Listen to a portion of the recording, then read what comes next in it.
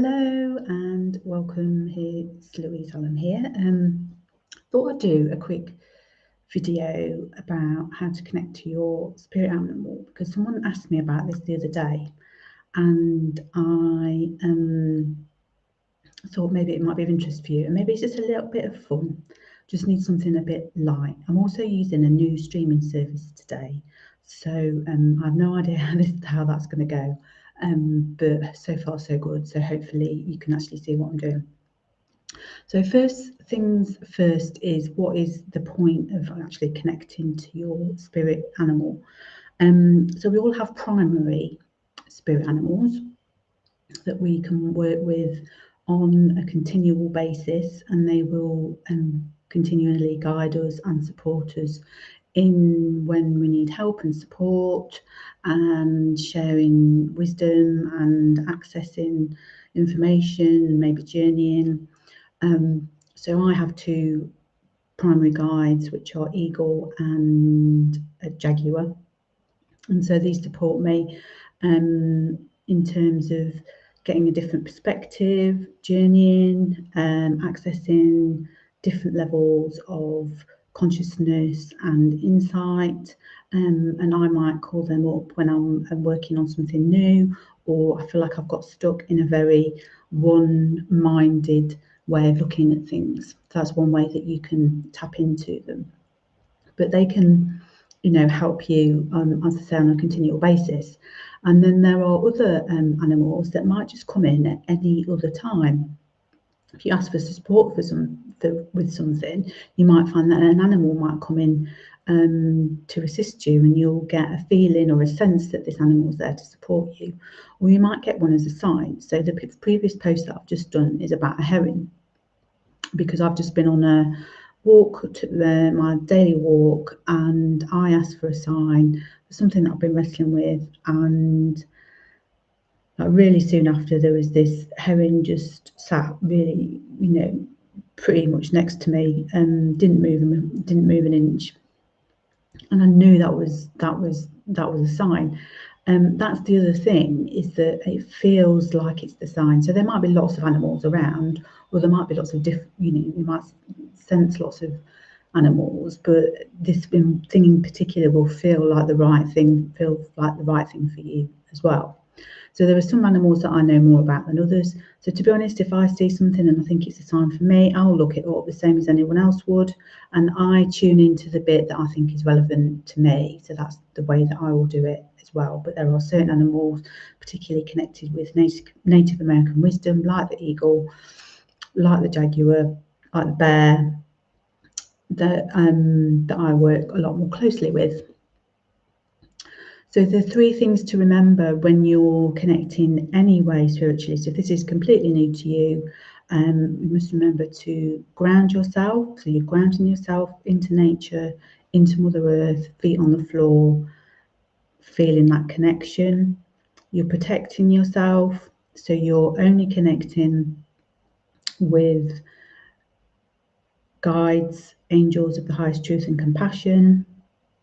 You're protecting your space. So you might want to call in your own spiritual support team to protect your space, or Archangel Michael, or any other angel or archangel that calls to you for the task that you're carrying out.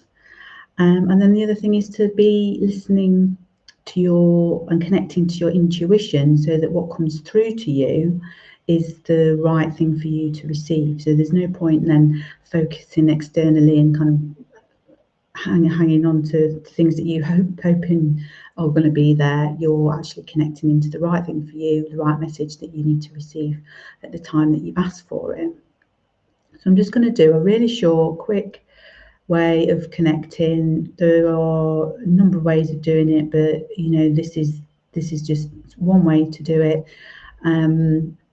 So making sure that you are feet on the ground, grounded. You've asked for that protection. You've asked for that only beings of 100% pure love and light to be connected. Slowing your breathing down. Just making sure that you're relaxed. It's so much easier to connect into higher consciousness. into our intuition, into spirit when we're relaxed and calm.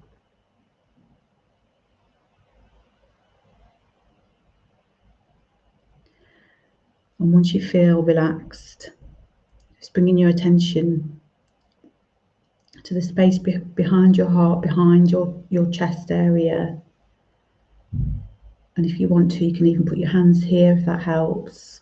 Make the connection. You can close your eyes if you want to, open your eyes, keep them open if you prefer.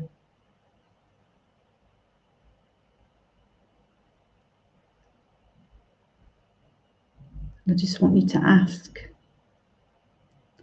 for a connection from primary spirit animal guide.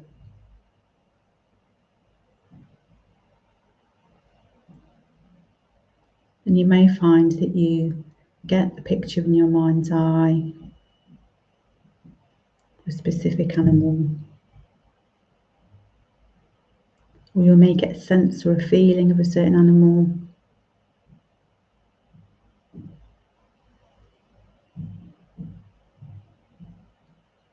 And it may be that it doesn't actually come to you just this moment. You might find that as you go about your day, you're getting images, or you're getting pictures, or you're getting things come up in your feed, or your pictures on the television, and they're immediately like resonating with you, a particular animal. And so if you have connected with an animal today, just now, I want you to just ask if this animal has a specific message for you today. Is there something that you've been struggling with, having difficulty working out, that it can help with? Or is there a direction it can point you in, or a resource, or some healing that you need? And again, you might receive a message now straight away, or it might be that you receive it later on today, tomorrow, in the next week, the coming days.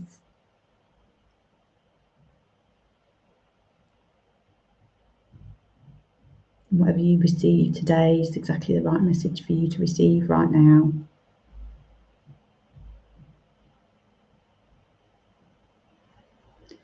And so you're just going to then slowly just bring your attention back to the room you're in, back to the present moment.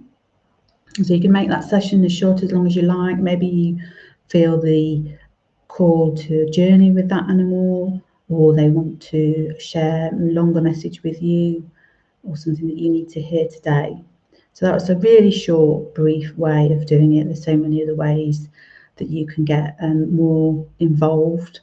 But if you want to, say, just have a quick connect with your primary spirit animal, I'd love to know what it is if you do this exercise.